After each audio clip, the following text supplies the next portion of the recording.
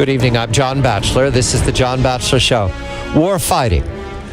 Bill Roggio and Tom Joscelyn of the Foundation for the Defense of Democracies joined tonight. This war fighting is fog of war, fog of headlines.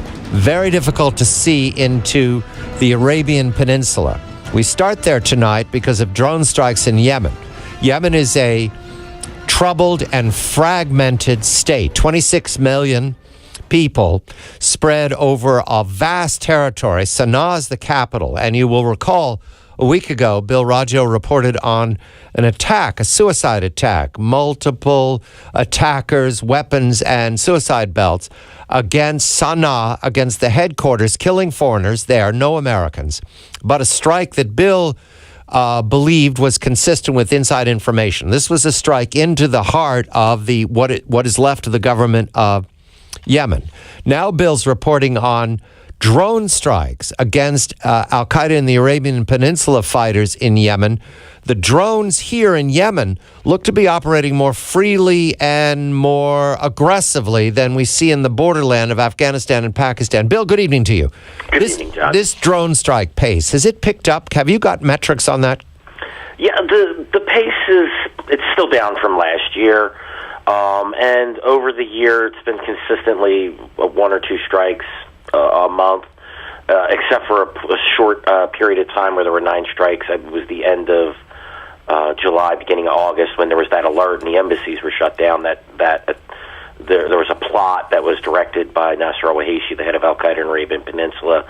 But no, the strikes haven't really been down this year when compared to last, about half. There were, I believe, I want to say 42 strikes last year and 25 strikes in Yemen so far this year.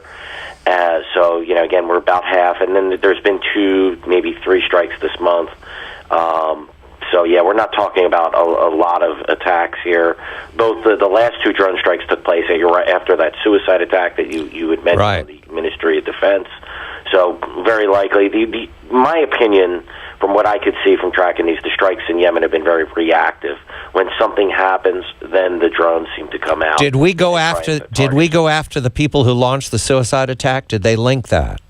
They haven't been directly linked, but given how we've operated, I suspect that that's the case. There haven't been no names of anyone who's been targeted. The strike last week is said to have killed 15 civilians. It targeted a wedding party that was al-Qaeda and the Arabian Peninsula fighters were said to be a part of.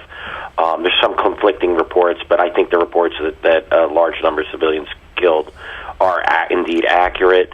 When the U.S. has been targeting low and mid-level AQAP fighters and operatives, basically they're local military commanders, which, by the way, I view as to be a threat.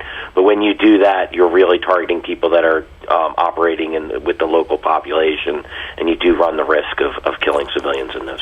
Merry Christmas, AQAP. You will all recall that 4 years ago, they sent the Nigerian national Abdul Muttalib to mass murder Americans in Detroit. This is the same crowd. Al-Awlaki's gone, but his kindred of Cain are still there. AQAP is a different creature than we see in the Taliban al-Qaeda linkage in Afghanistan and Pakistan. But all these groups are informed and pass information and fighters back and forth. We now go to Syria. Tom Joscelyn is here to begin to tell a story that's not yet in the headlines. In fact, we've got to fight some of the assumptions being made by reporters and editorialists about the difference between the al-Nusra Front, al-Qaeda in the Levant and Iraq, and a new organization calling itself the Islamic Front. This is in the Syrian civil war. Tom, good evening to you.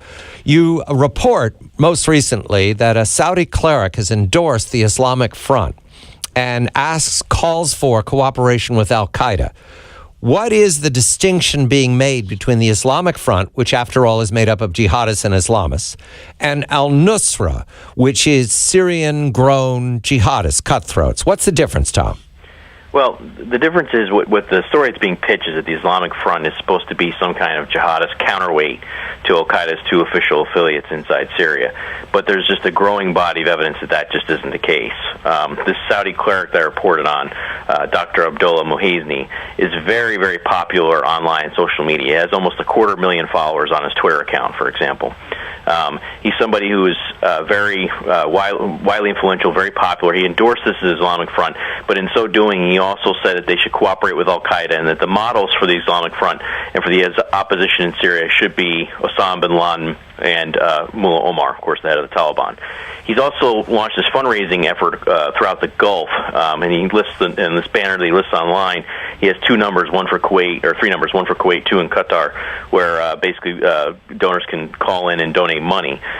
These efforts have been praised by a senior al-Qaeda and Islamic Maghreb official as something that basically is very helpful to the al-Qaeda cause. So there's really, what you can see here is from some of the key influential ideologues who are weighing in on this, you see that there's really not much of a distinction in their mind between the Islamic Front and the al-Qaeda branches. What I'm seeing on your website, this is the Long War Journal, is a graphic. Is this fundraising in Arabic? Is that what I'm looking at here? That's correct. Money contributed. It's pretty sophisticated, and they're using Twitter. Very nice, very nice. The NSA doesn't have to try very hard when it's on Twitter. And he's raising money and directing it to the Islamic Front. He's directing that money. Is this meant to be provocative, Tom? Is he like goading people to see that there's no difference between the Islamic Front and al-Nusra? Actually, I don't think he says that he's donating it to any specific entity. He just says it's going to go to the Mujahideen, which he broadly defines. So it could be going to both al-Qaeda and Islamic Front. But I think the key point here, and this is something we're about to report on, is that within the Islamic Front, one of the key groups is called Ahrar al-Sham, which is a sort of an early one of these extremist groups in the fight against the Assad regime. And it turns out this group is supposed to be one of the key building blocks, in fact, is one of the key building blocks of this Islamic Front, which is supposed to be this counterweight to al-Qaeda. But we're about to report that, in fact, the group is infiltrated at the highest levels by al-Qaeda, and that Ayman al-Zawahiri, this is the al-Qaeda emir, his chief representative in the region is one of the co-founders of the group and is to this day a leading member of the group. Bill, you have a report about Ahrar al-Sham Islamic movement cooperating in a joint raid with al-Qaeda's Syrian branches. So they're not even cooperating with al-Nusra, which at least ostensibly is homegrown cutthroats from Syria.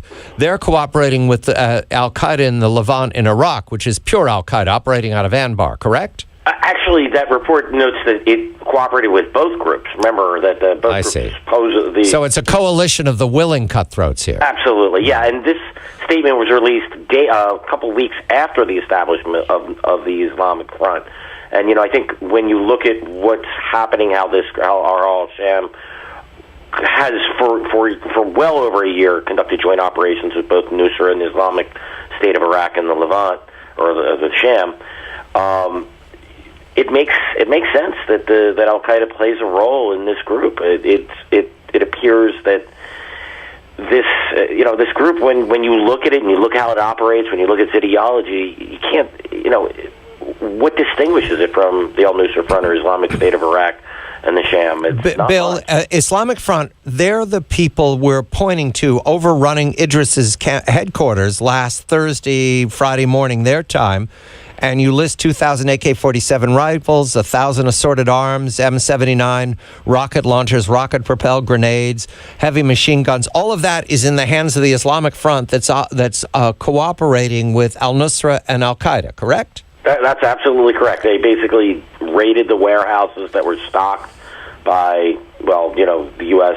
will help fund those who help supply the weapons to Ahrar al-Sham. I'm just checking with you, Bill. This stuff doesn't happen by accident in the region, right? Everybody knows what's going on. I don't think so either. Idris, conveniently was just crossing the border, just leaving when the raid took place. Free Syrian Army has sought, about 10 days prior to Ahrar al-Sham overrunning this warehouse, the Islamic State of Iraq and the Levant seized equipment, tents and other items that the U.S. wants back. They seized that equipment from the same warehouse. So something tells me it's, kind of like the Olay at the bullfight. Yeah, Tom, when we come back, we'll speak more about this coalition. But right now, can we presume that the Islamic Front's weaponry are available to the other groups as well, Tom? I have no doubt about that. The Islamic Front, you will see in the headlines, and we'll talk about it when we come back, this creature. How is it that suddenly the Islamic Front, jihadists overrunning the Free Syrian Army, is cooperating with al-Qaeda and the al-Nusra Front? The answer is pretty simple. Follow the money. I'm John Batchelor. This is The John Batchelor Show.